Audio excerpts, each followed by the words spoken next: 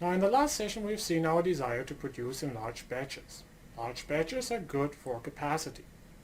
Now let's go back to our early example of the restaurant that is producing cheeseburgers and veggie sandwiches.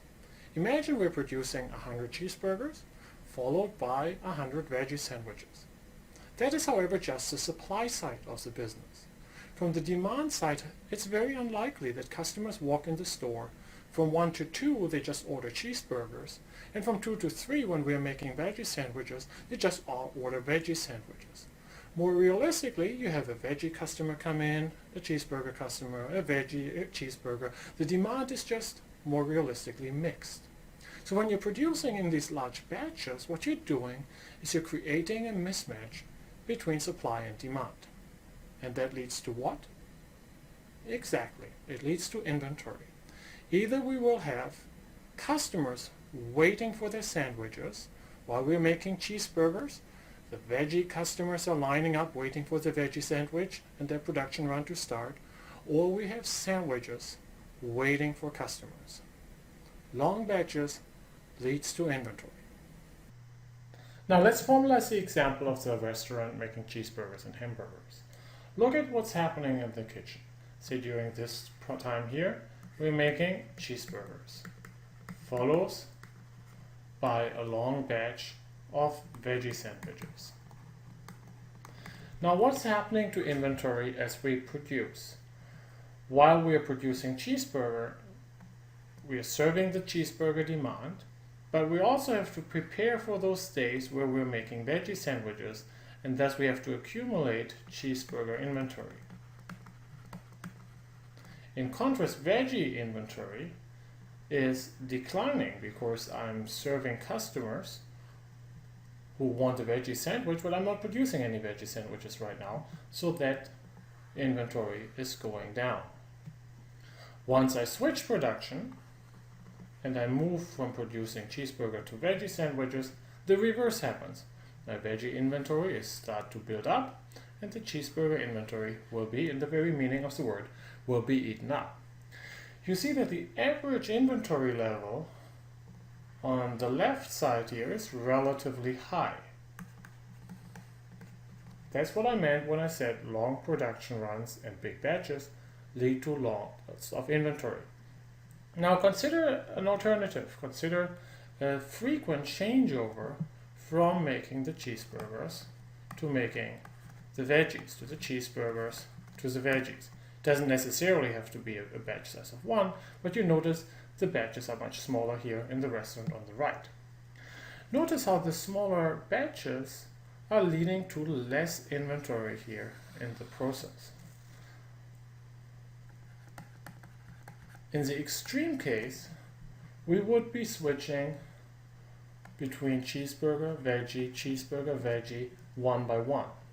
This is what's called mixed model production, or in the Toyota production system that we'll discuss later on in this course, we refer to this strategy as Hay-Juncker. Now, this example does not consider the impact that the larger batches have on lowering capacity because of the setup times.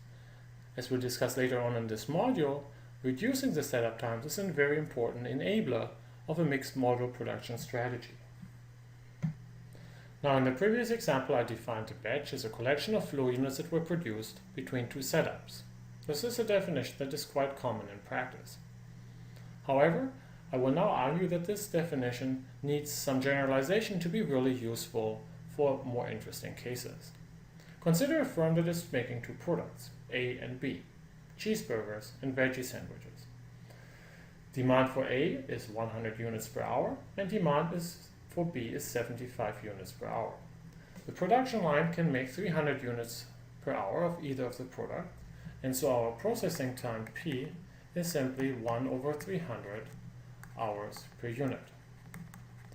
It takes 30 minutes to switch production from A to B, and so we have a setup time of half an hour. Now, earlier on when we defined a batch, we were looking at a collection of product A, cheeseburgers. We called that a batch. In a setting where you're producing multiple products, potentially with different demand rates, I found it useful to take a different approach of what we think of a batch. In this case here, we're producing product A. We're then going to run a setup from A to B. We're going to produce a bunch of product Bs. We change over again from B to A, and then we go back to producing A. Instead of the previously somewhat more narrow view of a batch, I now want you to think of a batch as all of these units of A and of B that we see before repeating the pattern of production.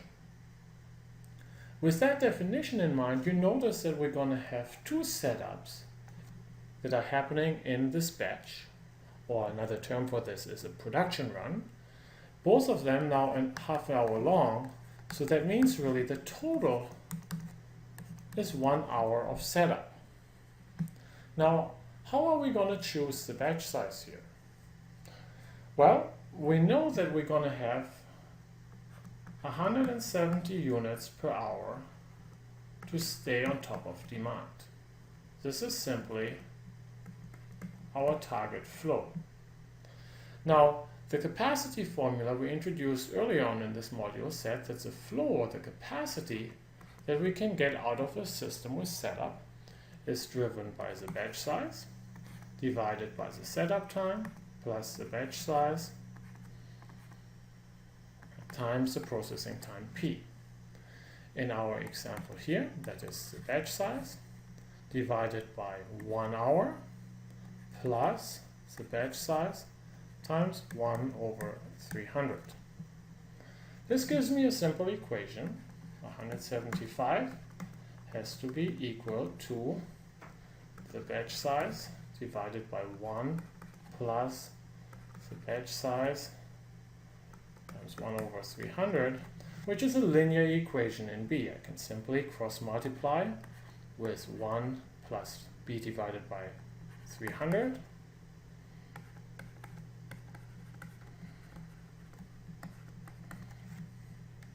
And I can solve for B to get B equals to 420.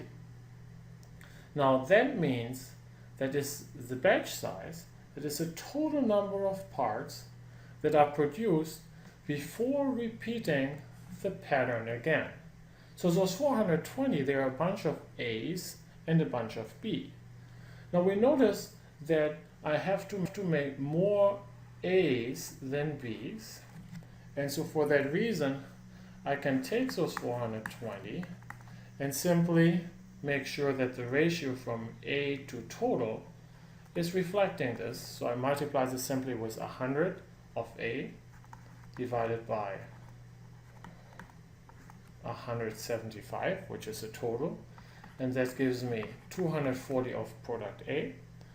And then I know that since I have 420 in the batch total, 240, that means that leaves 180 for B. That would simply be 420 times 75 divided by 175. And so we would now refer to as the batch as 240 of type A, followed by a setup, followed by 180 of type B, followed by a setup, and that completes then the production run. Now let's continue the example of the previous slide and imagine the case that our marketing folks are adding a third product to the mix. This might be a situation where our old product A is simply offered in two versions, A1 and A2. Total demand, we assume for now, is staying the same. So product A1 is offering 50 units, 50 units of A2. This is our old demand of 100 units per hour of A, and then B 75 units per hour, and that's our old 175 units per hour. The setup times are still as before. It takes a half hour to switch from any one product to another, and it is taking us P equals to 1 over 300, and that would be again hours per unit. Now the production run that we're looking for is going to look something like this. We're going to make some A1s, then we're going to change over, we make some A2s, we change over, we make some Bs, we change over, and then we start again. So the production run would look like this.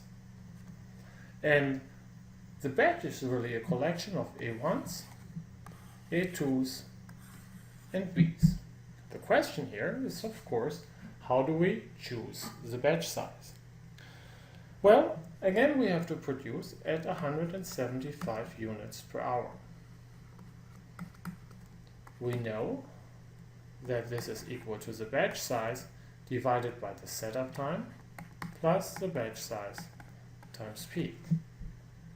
You notice now, however, that there are 3 setups in a production run. And for that reason, S is now no longer 1, but 1.5. Everything else really stays the same. And just as we did before, we can solve for B, and I leave that to you as a homework assignment. You'll find that B is equals to 630 units. So 600 units are set up before the whole pattern repeats itself.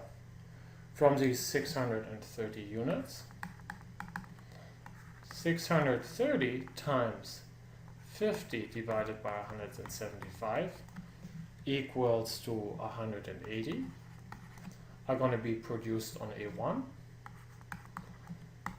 The same, 630, 50 to 175, 180 will be A2, and B's will be 630 times 75 divided by 175 equals to 270 will be of product B. In other words, the production run will look something like the following: 180 A1s, set up, 180 of A2, set up, and then 270 of product B. What you see here is that the production runs got longer compared to the previous example. The total demand has stayed the same, but by adding a third product to the mix, I have increased the length of the production run, and I'm now working in larger batches. Note further that product B, which really has not been affected in terms of its demand, is also produced now in larger batches than before. Instead of making 180 of part B, I'm making 270. So what we're seeing here is that more setups force us to spend more capacity on setup. That means we have to do bigger production runs to keep up with the total demand rate, and that will lead to more inventory. So once again, you notice how variety leads to more setups, which leads to more inventory. This is one of the biggest costs of offering variety. Batches create a mismatch between supply and demand. Batches are thus a root cause for inventory. In this session, we have seen how a firm that increases its variety by, for example, adding a third product to its product line is going to be forced to add more inventory. The reason for this was holding the overall flow constant. The extra product required extra setups which we can only afford if we run longer batches. The dream of every plant manager is to produce at exactly the rate and the mix of demand. This is what is called Heijunka, mixed model production. As we will see later on in this module, this, however, requires that we get the setup times reduced further and further. This is done by a technique that we will refer to as SMET.